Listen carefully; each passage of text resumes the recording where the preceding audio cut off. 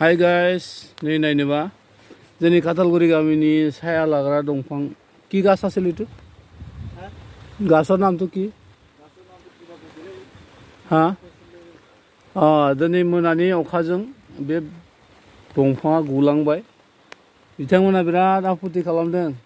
माने सायख्लुम लाग्रामोन ना बिसोरो नै बिनि थाखाय दायो बेखौ आफसोस जागासिनो दं मानो गुखो खिन्थु बारा बिराद गाज्रि बारदोंमोनदां मोनायावहाय दा गुलांबाय आरो बे दंफाङा नोंथांमोना नायनो हागोन बे दंफाङा माबायदि गुयो बेहा रोदाबो गैयामोन रोदाया बिराद खम दायो माने गुलुंनानै थाबाय आरो गैला थैसिगोन बे माबाया গৰম দিনত বিৰাট ভালকে ছায়া লৈ আছিলো ইয়াতে বহুত ভাল ঠাণ্ডা লাগি আছিলে হয় এতিয়া ইয়া হাৱা বতাহ দি ফালে বাগৰি গ'ল না এতিয়া মনটো কেনেকে লাগিছে মনটো এতিয়া অলপ বেয়া লাগিছে না কান্দিব ওলাইছে না নাই অলপ অলপ কান্দিবতো ওলালে আৰু এতিয়া হিটো উঠি নাহিব হয় কি গাঁও আছিল এইটো কাতলবাৰী আপোনাৰ নামটো মোৰ নাম হ'ল চন্দন না বাস দে থ্যাংক ইউ আপনার কারণে